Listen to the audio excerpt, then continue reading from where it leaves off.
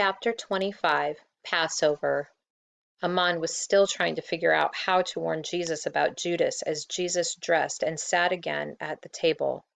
"I tell you the truth," Jesus said, dipping a piece of bread into a bowl of broth made from nuts and figs. "One of you who are sitting here will betray me." The disciples looked shocked and began asking, "Is it I, Lord?" But Jesus said, "No," to each in turn until only Judas Iscariot was left. Judas looked around the table nervously. "Surely it is not I." Jesus looked at Judas with sad eyes. "Yes, it is you," he said. "Go now. What you are about to do quickly."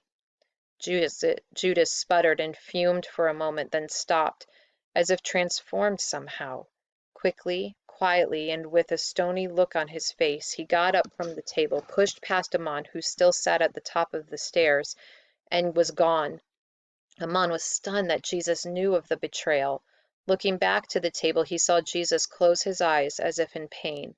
When he opened them, he took the loaf of bread and broke it in two. He raised the bread toward heaven, asking God to bless it, then passed it among the remaining 11 disciples. "Take and eat," he said. "This is my body, given for you. Do this in remembrance of me." The disciples looked at each other in confusion, not understanding the words Jesus spoke, but Amon had a sick feeling in his stomach as he suspected what Jesus was saying. Next, Jesus took the third of the 4 cups of ceremonial wine, the cup of redemption, held it high, and blessed it. This too he passed to his disciples, saying, "Drink from it, all of you. This is my blood of the covenant, which is poured out for many for the forgiveness of sins." Jesus paused and looked around the table at his disciples, his friends. "I tell you," he continued so softly that Amon could barely hear, "I will not drink of this fruit of the vine from now until that day when I drink it anew with you in my Father's kingdom." Once again the disciples looked confused, but now Amon knew for sure. The words had entered his ears and now sat on his heart like a mule refusing to move. The words were clear, and their meaning simple. Jesus was going to die. Amon was so deep in thought about these things that he hardly noticed when Jesus started singing. In the monotone of tradition, Jesus sang, "Give thanks to the Lord, for he is good. His love endures forever," the disciples responded. "Give thanks to the God of gods," Jesus sang. "His love endures forever." Finally, Amon realized what was going on.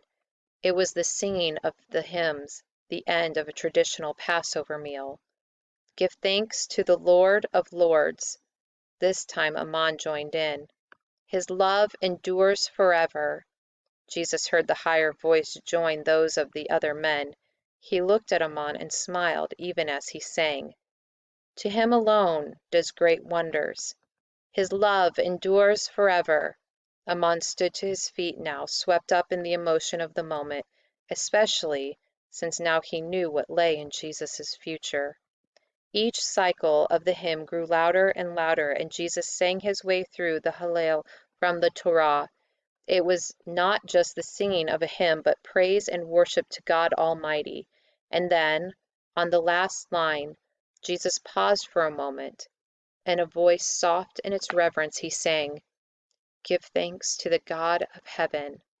And in equally soft and reverent tones, the disciples and Amon sang the final, "His love endures forever." If there had been any doubts in Amon's mind that Jesus was the Messiah, they were now erased. No man who did the things Jesus had done and spoke the things Jesus spoke and worshipped God with such passion could possibly be a false Messiah. "And now I know how God will save my father," Amon thought. "I must speak with Jesus and ask for his help." Then he realized that this was exactly what Tamar had been telling him to do for days. The 12 men around the table stood.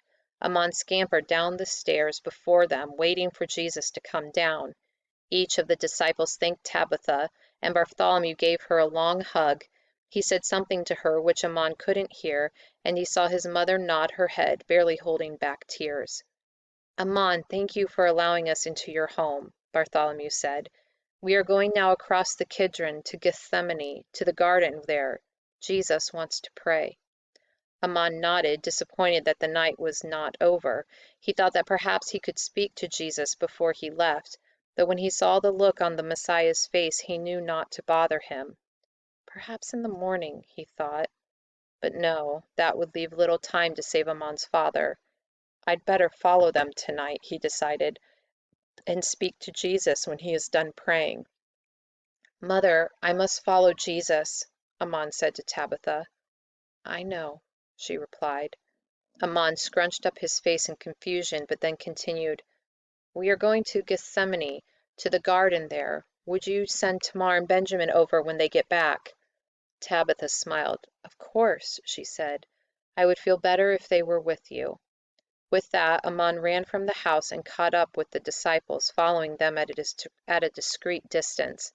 The party of disciples made their way through the city. All the streets were deserted now as the people celebrated Passover behind closed doors. The disciples exited the city through the water gate, then sloshed their way across the narrow brook Kidron and up to the Garden of Gethsemane. As Amon watched, Jesus told his disciples to wait and pray. Then Jesus went farther into the garden alone. Amon sat down at the base of an ancient olive tree, weary from the day's work and the restless night before. He tried to piece together what he would say to Jesus when the Messiah was done praying, of just how he would ask the Messiah for help. But in the middle of his thinking, zebras and games and priests in fools' clothing started to intrude. Soon he was fast asleep, dreaming the dreams his mind created from scraps of reality. "Wake up!" Amon jumped up, his eyes opened wide, spinning this way and that, trying to figure out what was going on. "Look!" the voice said, and Amon finally realized it was Jesus talking to his disciples. "The hour is near, and the Son of Man is betrayed into the hands of sinners. Rise, let us go, for here comes my betrayer." Looking now where Jesus was looking, Amon saw the line of priests and temple guards carrying torches. They crossed the Kidron and entered Gethsemane, and leading them was Judas Iscariot. "Greetings, Rabbi," Judas said as he approached Jesus. Then Judas leaned forward and kissed Jesus on the cheek. Jesus looked at his disciple with such sadness that Amon could almost see his broken heart. "My friend," he said, "would you betray me with a kiss?" At this, Judas stepped back, his head hung low. 3 temple guards surrounded Jesus and took him by the arms. Furious, Peter drew his sword and ran screaming at the crowd of priests and guards. He went after the nearest person he saw, a servant of one of the priests, and drew back his sword. With a mighty yell, he swung at the man's head, slicing off his right ear. The man screamed, and the other disciples started charging the temple guards, yelling out a fierce battle cry, "Stop!" The single word yelled by Jesus stunned all those present as if they had been struck by lightning. "Put away your sword," he commanded Peter. Then he turned to all the disciples and said, "Shall I not drink the cup the Father has given me?" There was quiet for a moment, except for the whimpering of the servant whose ear had been cut off. As Amon watched from behind his olive tree, Jesus went over, picked up the severed ear, and held it up to the man's head. A moment later, the ear was completely healed. A cry went up from those in the garden, a cry of fear from the guards, and a cry of approval from the disciples. Finally, the commander of the soldiers placed Jesus under arrest and bound his wrists together. The guards tried to surround the disciples, but the disciples were afraid and started to run in every direction. Chaos erupted as some of the guards chased disciples and others tried to lead Jesus away. At that moment, Amon realized his chance for saving his father was being taken to prison. Running after the column of soldiers, Amon screamed for them to stop. "Wait!" he yelled. "You must let him go!" Suddenly, Amon felt himself jerked back so hard that his head seemed to almost snap off his neck. His tunic cut deeply into his throat with a mighty rip.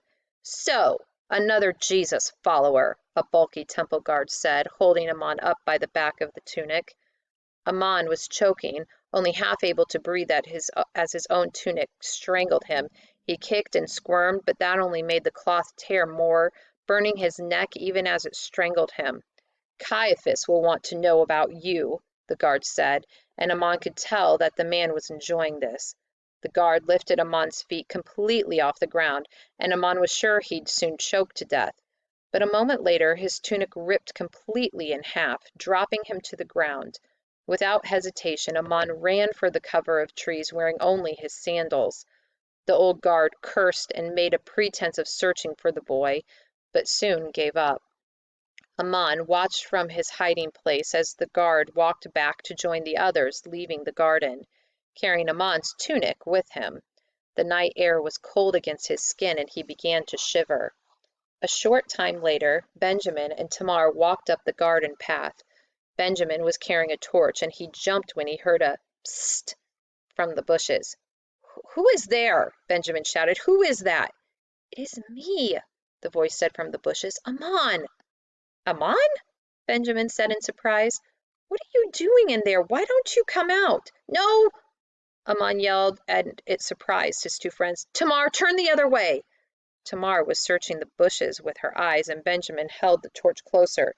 "Get that torch away!" Amon hissed, and Benjamin immediately lowered it. "Tamar, please turn away!" Reluctantly, Tamar did as she was asked, though she couldn't understand why. "Benjamin, come back here and give me your outer cloak," Amon said, and again his friend did as he was asked. When Benjamin reached the other side of the bush, he gasped, "Amon, why are you—" Tamar heard a muffled sound and almost turned to see what was happening, but kept her promise not to look. There was some scuffling and whispering, then a few moments later the two boys came out from behind the bush. "All right," Amon said, "you may turn around." Tamar turned and looked and then burst out laughing. There stood Amon in a cloak he would have outgrown a year before. It only reached to his knees, the arms were halfway between his elbows and wrists, and the middle was tied so tightly around him that it threatened to pop open at any moment. "Amon, what happened to you?" Tamar laughed. "Did you forget to dress yourself?" Amon was not amused. "No," he said, "I lost my tunic to a temple guard who had captured me." Then he added, "After they arrested Jesus." And suddenly Tamar was no longer laughing.